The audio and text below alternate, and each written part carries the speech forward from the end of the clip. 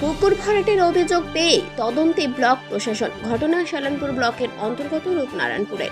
রূপনারায়ণপুর অঞ্চলের মানুষেরা দিন কয়েক আগেই ব্লক প্রশাসনের কাছে এক অভিযোগ তোলেন, যেখানে ব্লক প্রশাসনকে জানানো হয় রূপনারায়ণপুর রেল ব্রিজের নিচে জমিতে পুকুর ভরাট করা হচ্ছে।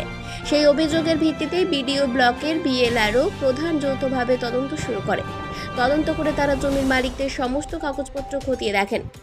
তারপর তারা জানতে পারেন এই জমি বাইর জমিতে রেকর্ড রয়েছে, এখানে কোনো পুকুরের রেকর্ড নেই। এদিন বিডিও দেবাঞ্জন বিশ্বাস জানান, তারা অভিযোগ পাওয়ার পর তদন্ত করে দেখেছেন তদন্তে কোনো পুকুরের রেকর্ডই নেই। সমস্ত দিক আমরা খতিয়ে দেখেছি, এটা একটা বাইদ জমি, এতে পুকুরের কোনো রেকর্ড নেই। রূপনারায়ণপুর মৌজার JL নাম্বার 36 দাগ নাম্বার 198-এর যে জমিটি রয়েছে সেটি মিলনকান্তি হালদার নামক এক ব্যক্তির নিজস্ব জমি। এটি রেকর্ডে কোনো দিনই পুকুর ছিল না, এটি একটি নিচু জমি। জমির রেকর্ডে বাইদ বলে উল্লেখ রয়েছে। আসছিল রূপনারায়ণপুরে ঠিক ইয়ের কাছে বাড়িপাড়ার কাছে এই বিষয়ে আপনি কী বলবেন? আমাদের কাছে ইনফরমেশনটা এসেছে, আমরা সেখানে এনকোয়ারি টিম পাঠিয়েছিলাম। আমাদের ব্লক অফিস থেকে একজন ছিলেন, বিএলআর অফিস থেকে একজন ছিলেন এবং পঞ্চায়েত প্রধান ছিলেন সেখানে। এবং সেখানে দেখা গেছে যে জমি নিয়ে অভিযোগটা এসেছে সেই জমিটা হলো বাইর শ্রেণীর অন্তর্ভুক্ত।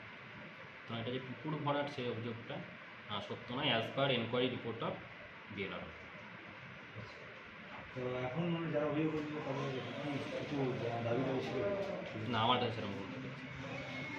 মানে এখন জানা যাচ্ছে ওটা পুকুর ছিল না, ওটা এমনি নর্মাল বাইর জমি ছিল as per enquiry report of আচ্ছা। বিএলআর।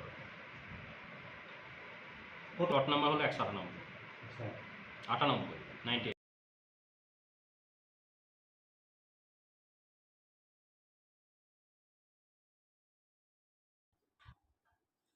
শালানপুর থেকে সঞ্জয় যাদবের রিপোর্ট, 99 নিউজ বাংলা।